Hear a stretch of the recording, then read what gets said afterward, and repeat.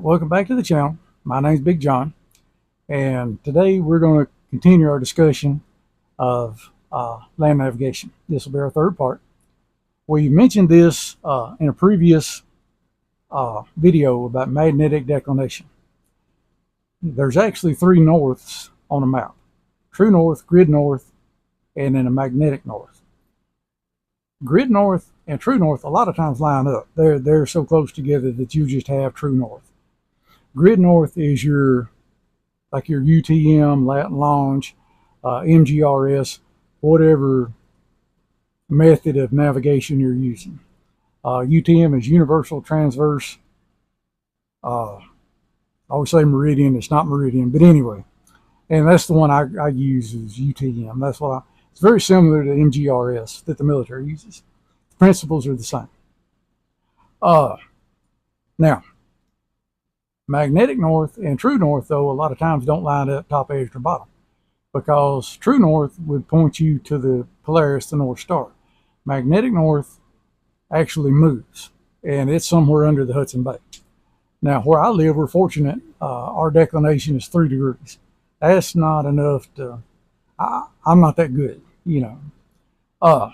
Now, you get further east or further west, the further out you get, the declination increases.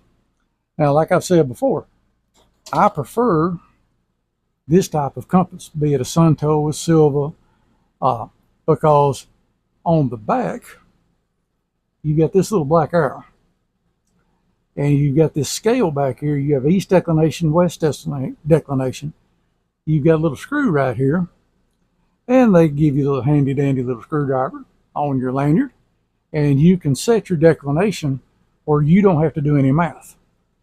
Now, if you're using a lensatic compass like the military uses, that feature is not on there.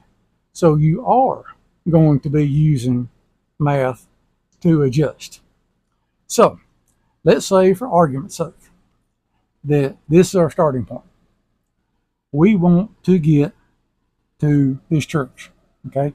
Now we're just going to do a straight line. We're not doing terrain association. We're cross gaining, So we would either, in the case of the military, you would have a protractor, or you'd have to get you a protractor. They're just like a sheet of plexiglass. They've got the scale, then they've got the degrees and mils, and a scale on the outside. They've got a distance scale in there. And what you would do is you would place the center, which is a little hole right here at your starting point, have you a piece of string or a straight line going to your destination. Then you would read, you've got 2 scales on the outside. You'd read the inside scale. That would give you your degrees and grid from here to here. Okay. Now, north is 0 degrees. East is 90. South is 180. West is 270. So if we were going due east, we'd be on an azimuth of 90 degrees. Well, this is a little more south than that. Let's say, just for argument's sake, it's 100 degrees is the azimuth. But we have an east declination. So our grid azimuth, which is 100 degrees, we have to convert to our magnetic azimuth to use our compass. So if we're going from grid to mag, we subtract. So our grid azimuth is 100 degrees.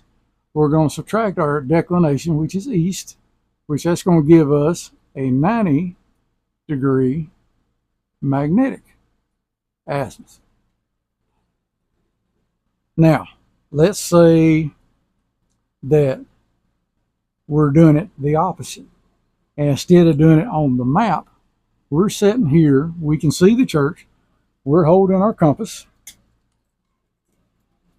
like so. We've got it lined up in our notch. We're sighting. We read our line, and it says that it is 90 degrees. Okay. So now, instead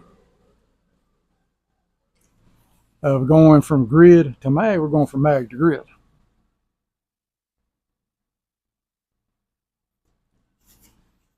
So our magnetic azimuth is 90 degrees. But instead of subtracting, we're going to add. So we're going to add 10. And that's going to give us our 100 for our grid azimuth. I hope this makes sense. Now, if we had a west declination, it would be just the opposite. If you went from mag to grid, you would subtract. If you went from grid off the map to your compass, your magnet, you would add. This is why I like the other type of compass, because all this is taken care of. Once you set your declination, you don't have to worry about all this right here. But if your compass doesn't, well, guess what? You got to remember how to do this.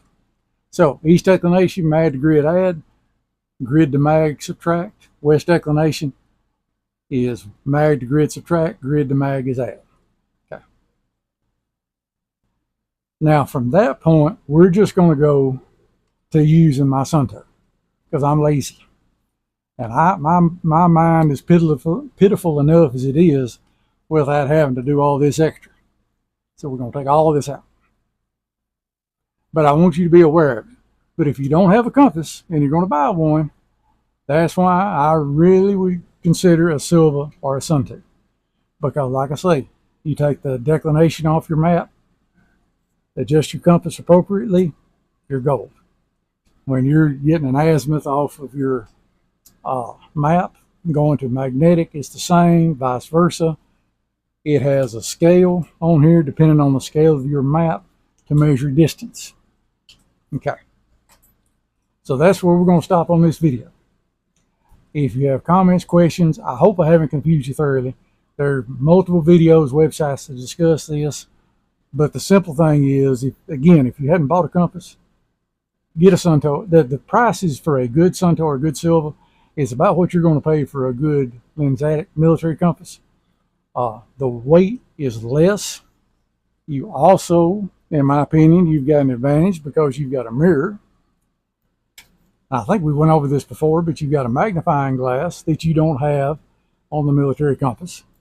The only advantage you have on the military compass is if you spend the money, it has a terrenium in it, the radioactive glow in the dark like on night sights.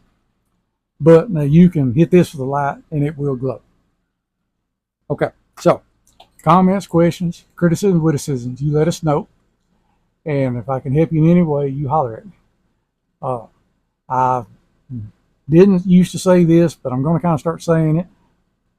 Subscribe and all that good stuff, which you hear every time you watch a video. That if you think this is, I hate to use the word valuable, but informative, where it might be available to more people, or we can get more folks, quote unquote, independent, if that makes sense. So I'll see you on the next video. Thank you very much.